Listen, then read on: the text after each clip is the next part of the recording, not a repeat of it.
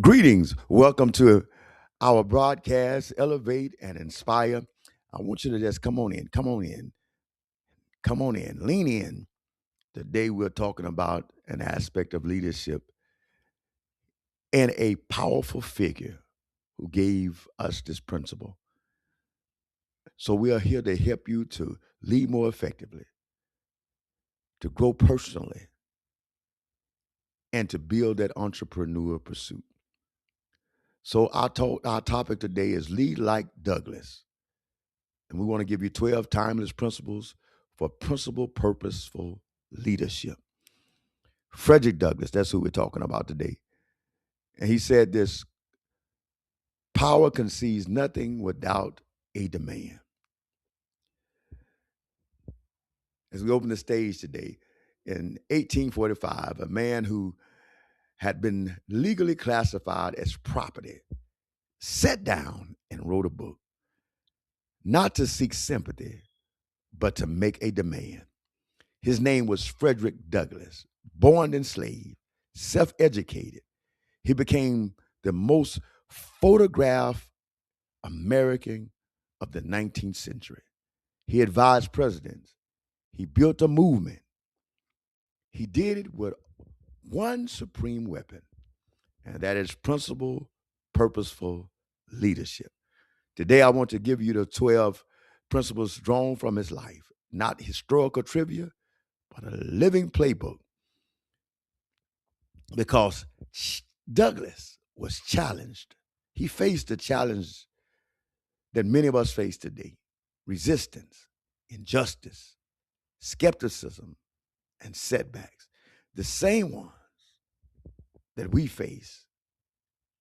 But today we want to learn some timely principles, how to transform our challenges into meaningful step ups. So let's take a look at it. The 12 principles and your call to action. Douglas just didn't protest, he led. Here are the moves that made him great. He led with more clarity, stating the principle before the policy. He told his story, opening every key address with lived experience to build urgency. He mastered the word, rehearsing until every sentence moved people. He named injustice plainly and paired every critique with a path forward. He held bold goals and adapted his tactics, always asking, what moves us one irreversible step closer? He built coalitions across differences. He invested in his self education because knowledge is power. He modeled dignity and earned trust through integrity, not a title. Wow. So let me give you the first one: lead with moral clarity, anchor decision in universal human rights. Douglas never separated leadership from moral bedrock. Every policy, every stance, every negotiation was grounded in one question: does this honor the dignity of all people? Leaders who began values, not politics or convenience, they begin with values, build the only kind of authority that lasts. Let me give you action. State the principle first, then the policy. Listen, remember, name your why before your what. Number two, tell your story. Use lived experience to build empathy and urgency. Douglas opened every major address with his own story, not to make it personal, but to make it undeniable. Narrative is the oldest leadership technology. Data informs, but story mobilizes. When you share the human cost of a challenge, you give the audience permission to care. Take action. Open key talks with a personal vignette. Remember this: before the data, give them the moment. Before the data, give them the moment. Number three, master the word. Clear, reason, vivid communication moves people.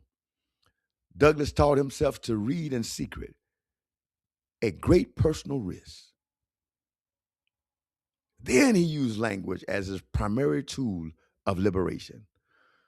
Leaders who communicate with precision, rhythm, and vividness don't just inform, they shift belief.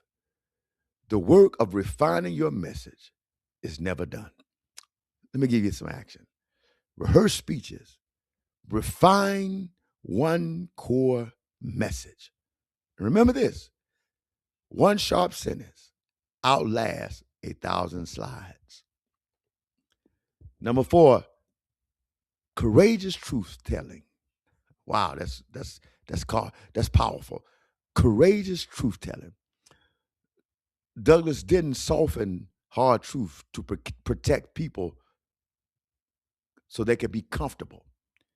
He believes sanitizing a problem was a form of complicity, but he also knew that naming justice without a solution is just noise. The leader's job is to be honest and constructive, naming what is wrong, and then pointing to what is possible. Your action should be paracatique with a constructive path forward. Remember, name it clearly, then show the way out. Name it clearly, then show the way out. Number five, strategic pragmatism. Hold bold goals. Adapt tactics. Douglas shifted from moral suasion to political action when the movement demanded. He worked with abolitionists, then politicians, then presidents, not because he compromised his vision, but because he refused to let purity become paralysis. Radical ends require pragmatic means. Let me give you that action step. Ask, what moves us one irreversible step closer? Remember, the goal is fixed, the path is flexible. The goal is fixed, but the path is flexible. Number six, build broad coalitions. Unite allies across differences. Douglas collaborated with the Quakers, with white abolitionists, with women's suffragists, political insiders, groups with very different interests and cultures. He found the overlapping moral core, leaders who can only work with those who agree with them will never build movements large enough to matter. So your action step is to map stakeholders, find overlapping interests, and remember this: find the yes that crosses the dividing line. We can do greater together. Number seven, invest in self education. When Douglas Enslaver said that a literate slave would be unfit for slavery, he understood something profound. Learning is liberation. For leaders, the willingness to keep learning about your field, your people, your blind spots is what separates those who lead into the future from those who manage the past. Take this action step. Set a learning agenda tied to your mission. Remember, what you don't know is what stops you. What you don't know is what stops you. Number eight, model dignity and self reliance. Earn trust through integrity and competence. Douglas understood that authority is not grounded in character, it is borrowed and fragile. He demanded the same standard of himself, he demanded of the system he challenged. Leaders are watched constantly. How you handle failure, how you treat those with less power, how you behave when no one is looking. That is your real leadership brand. Action. Take responsibility. Share credit. Remember this, your behavior is your argument. Number nine, use media of your era. Meet people where they are.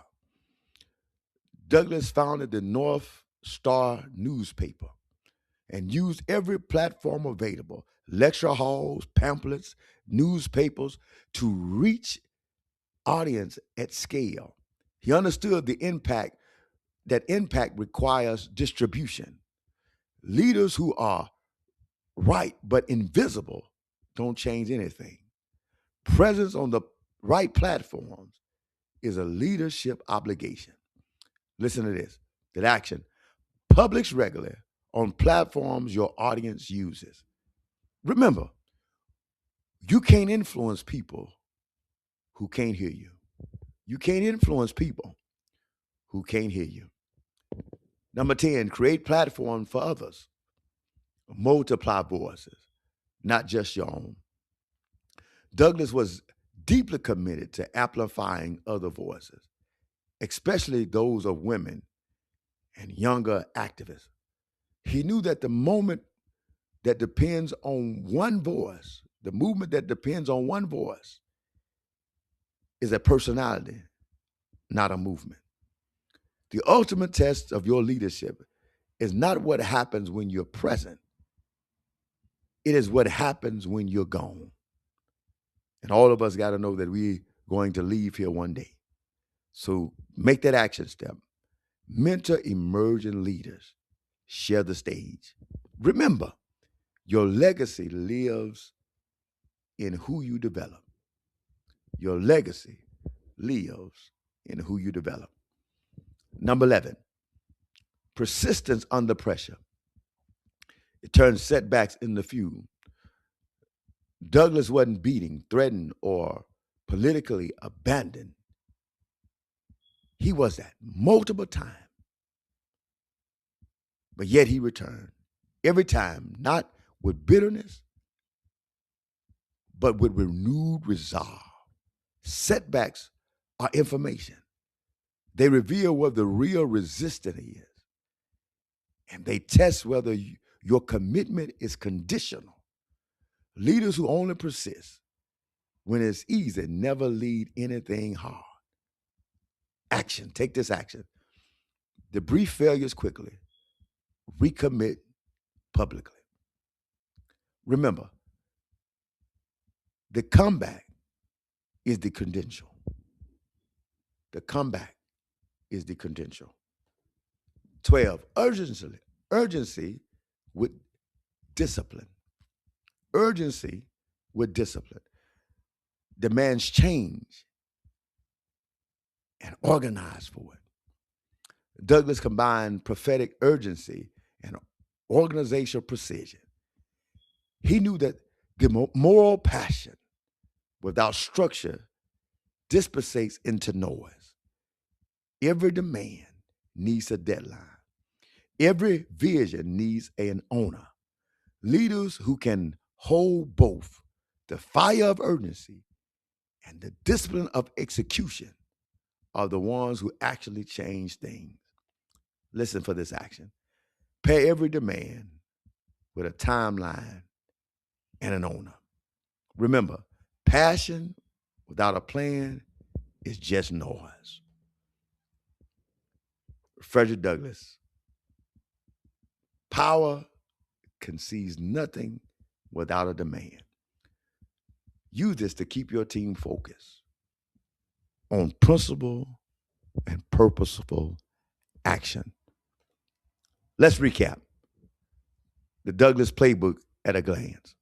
Number one, more clarity. State the principle first. Number two, tell your story. Open with a vignette. Number three, master the word. Rehearse, refine your message. Number four, truth telling. Name it and show the way out. Number five, strategic pragmatism. Ask one irreversible step. Number six, build coalition. Map overlapping interests.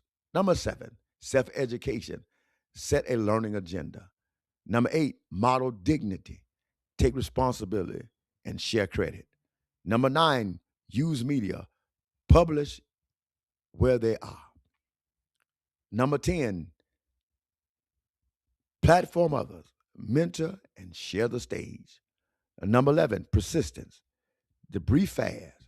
Recommit publicly. Number 12, urgency plus discipline. Every demand needs an owner. Once again, Frederick Douglass says, power concedes nothing without a demand. Your turn. 3 questions that you need to carry into the room. Number one, what is your demand? What is your demand? Can I state it in one clear and moral sentence? Number two, which of these 12 principles am I underusing right now? And number three, what is the one irreversible step I can take this week? Because power concedes nothing without a demand. Thank you for listening up. I hope you gained something from this educational moment that would help you lead better, help you in your entrepreneur experience, and help you personally grow. Until we see each other again, keep your head up.